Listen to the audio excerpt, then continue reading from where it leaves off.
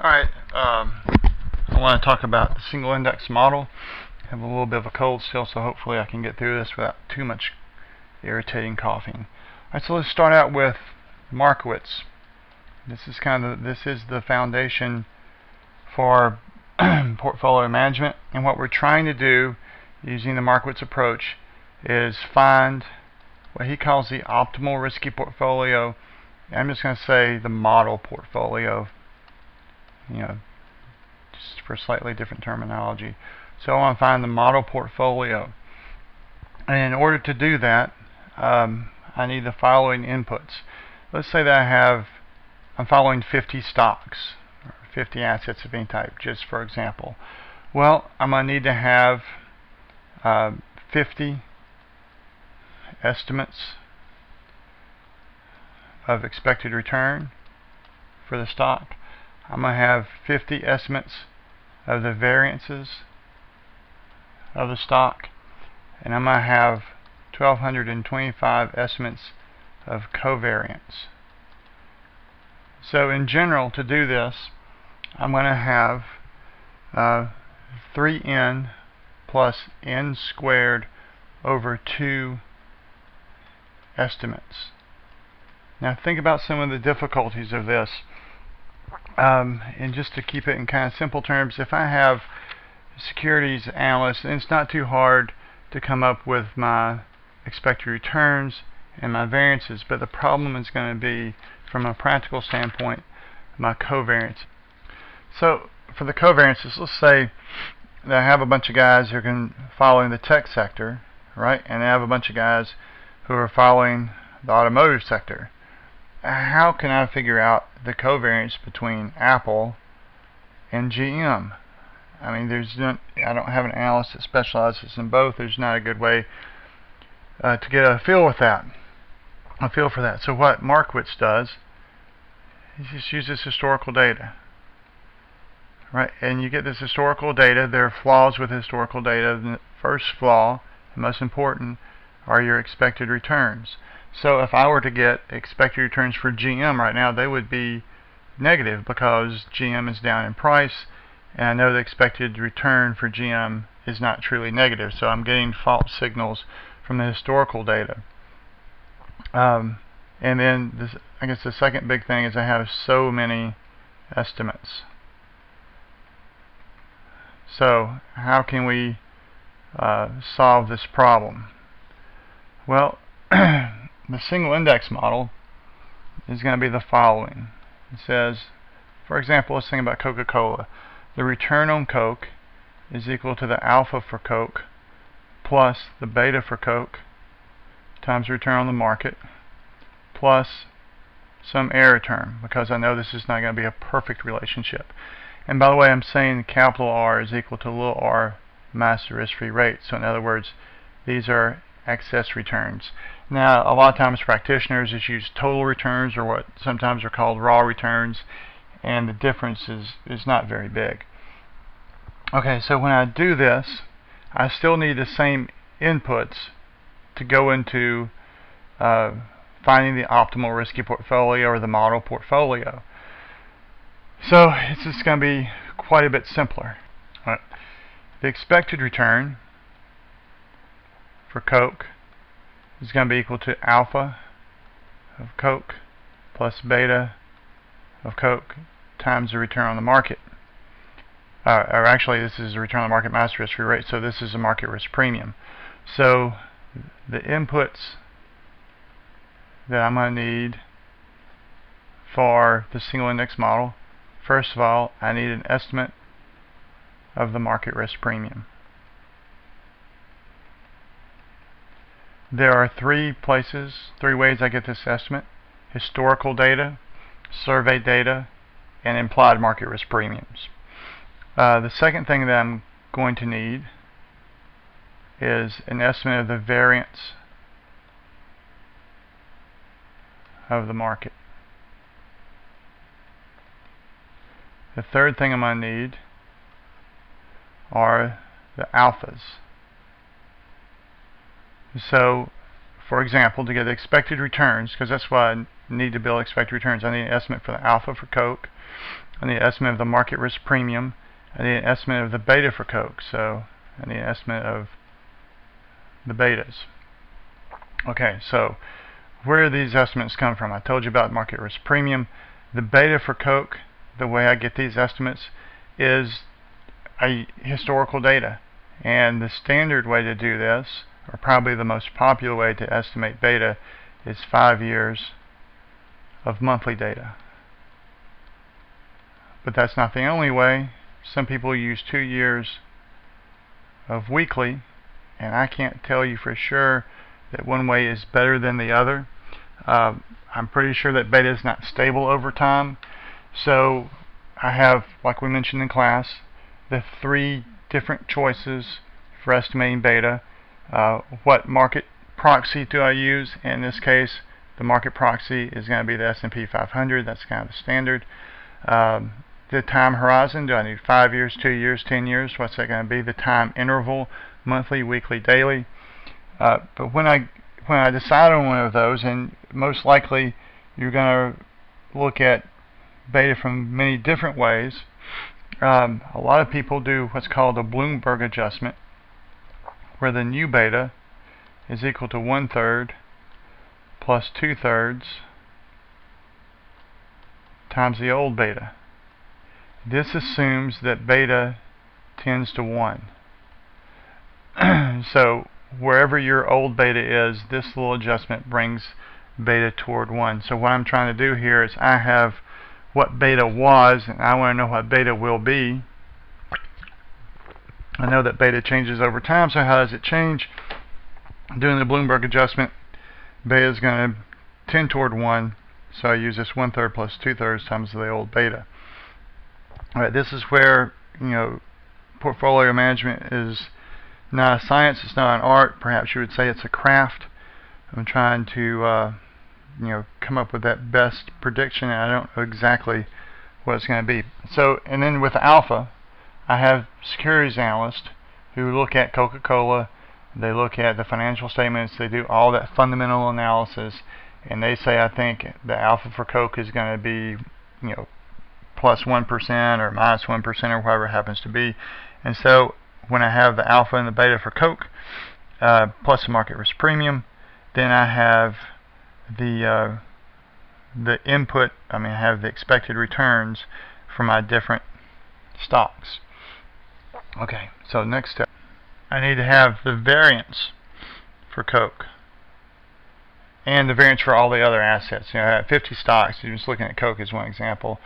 So the variance is equal to beta squared for Coke times the variance of the market plus this residual term for Coke. So this is, I want you to know how to read this. This is total risk is equal to market risk plus idiosyncratic risk. Alright, so running the regressions, I come up with this measure for total risk, or the variance. So the next thing I need is the covariance between Coke and, let's say, GM, for example. So that's going to be the beta of Coke times the beta of GM times the variance of the market.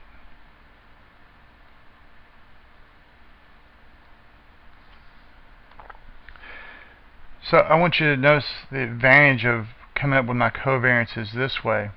The advantage of coming up with my covariance this way is it gets rid of some of the noise that's in the data, and essentially it's saying, when I look at the covariance, that's a relationship of Coke with GM. How do Coke and GM move together? Well, we're saying that Coke and GM move together not based on each other, but based on a common factor, and that's the market. So beta is the relationship between Coke and the market, and the relationship between GM and the market. So this first term tells me how Coke moves with the market. This tells me how GM moves with the market. This tells me how the market moves.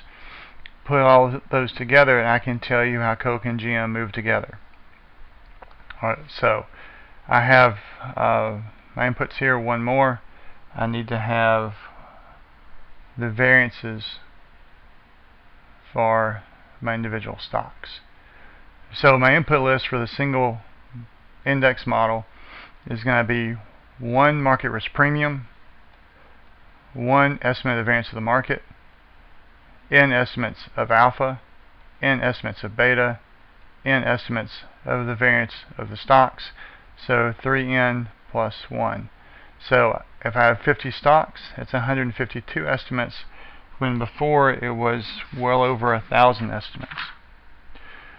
So the bottom line that you need is the following. Alright, let's assume there are only 2 risky assets in the world. There's Coke and GM, and then there's also the risk-free asset. So the capital return on Coke is equal to the total return on Coke minus the risk-free. So these are excess returns.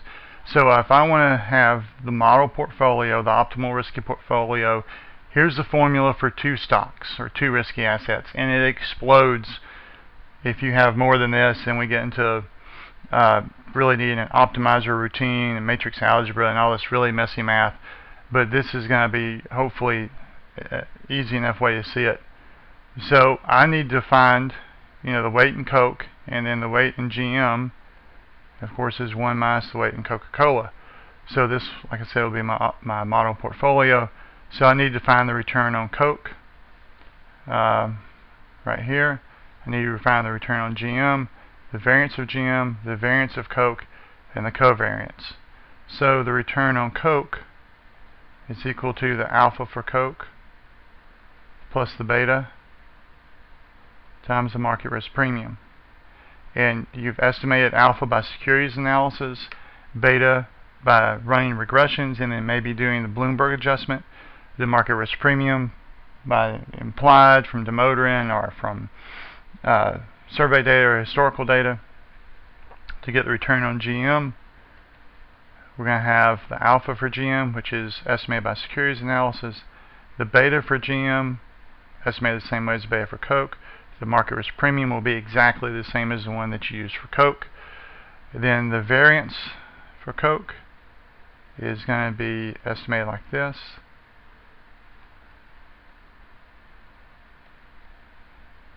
And this is the error term for Coke, and the variance for GM, the beta squared for GM, sigma squared for the market, plus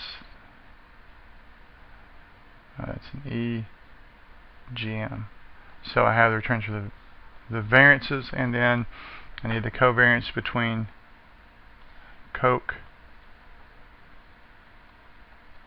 and GM, which is going to be the beta for GM times the beta for Coke times the variance of the market.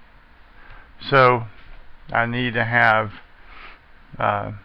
these inputs, and these inputs are going to be better than the ones using historical data.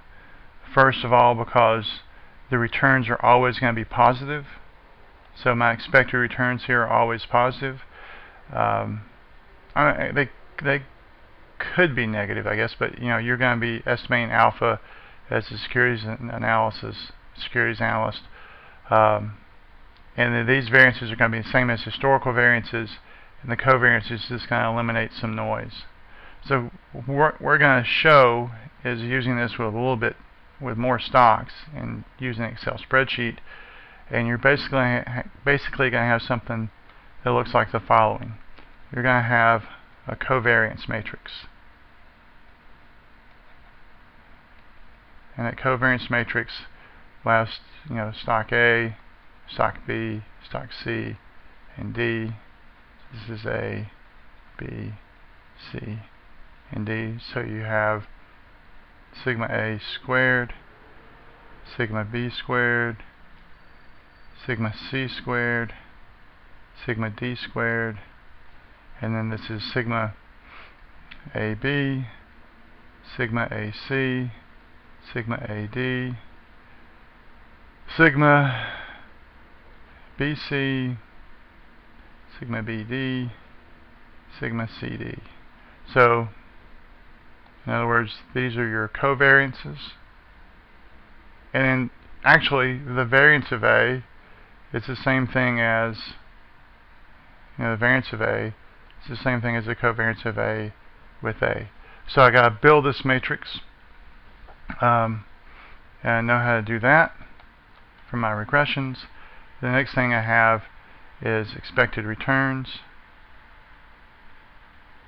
So they would be something like this, the return for A, return for B, return for C, return for D, and then I need the market risk premium is equal to something, and the variance of the market is equal to something.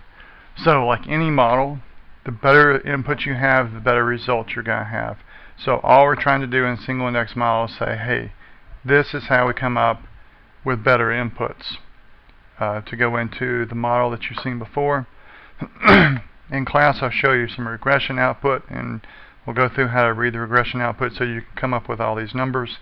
I'm not expecting you to calculate the model portfolio for this, because you can't do it without a computer, without Excel or some other program. So I just expect for you to tell me what the input should be and to show some understanding of what you're doing.